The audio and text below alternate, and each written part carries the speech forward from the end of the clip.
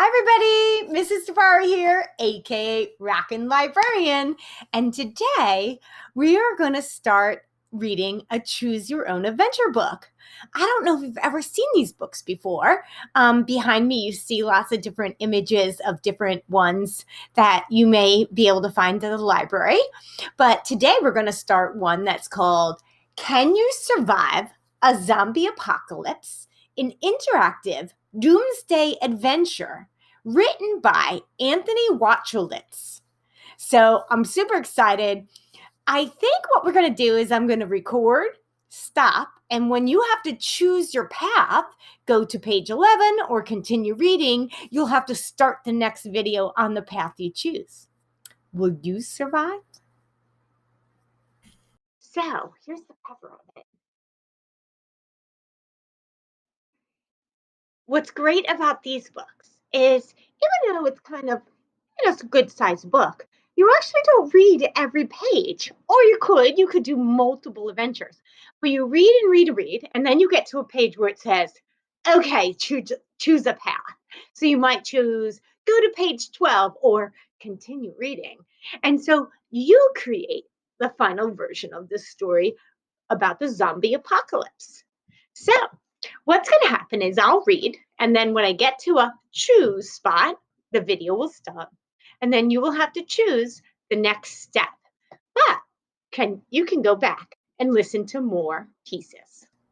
Can You Survive a Zombie Apocalypse? An interactive doomsday adventure by Anthony Wachowitz. 40 choices, 20 zombie endings. You choose.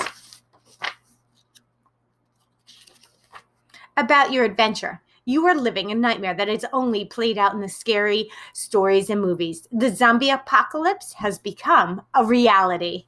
In this book, you'll explore how the choices you make mean the difference between life and death. The events you'll experience haven't happened yet. Perhaps they will someday. Chapter 1 sets the scene. Then you choose which path to read. Follow directions at the bottom of each page. The choices you make will change your outcome. After you finish your path, go back and read the others for new perspectives and more adventures. You choose the path you take through a zombie apocalypse.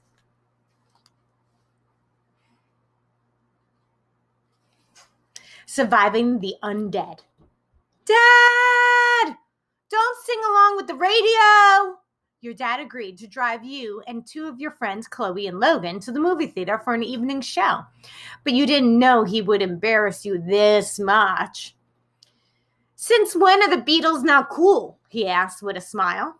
You roll your eyes as your friends snicker from the back seat. You turn off the radio and are about to say something when a convoy, a camouflage army truck, speed by in the opposite direction. You turn to look at Dad. Did you see that? It's probably just as training. Your dad stops mid-sentence and brings the car to a halt. He grips the steering wheel with both hands as wide as his eyes go wide. Turn the page. You follow his gaze and see an elderly man attacking a young woman half a block down the street. The man thrashes the woman with both hands and snaps his teeth. The terrified woman screams while trying to fend him off. The two tumble to the ground as the woman fights to keep the man off her. Your dad opens the car door and turns to you. Don't leave the car, no matter what happens, he says. Before your dad can reach the struggle, the man sinks his teeth into the woman's upper arm. She lets out a blood-curdling wail as your dad kicks the man off of her. Before the man can get up, a group of people tackle him and pin him to the ground. The man gnashes his teeth together, grinding something in his mouth. You feel sick to your stomach when you realize it's the bite he took from the woman's arm.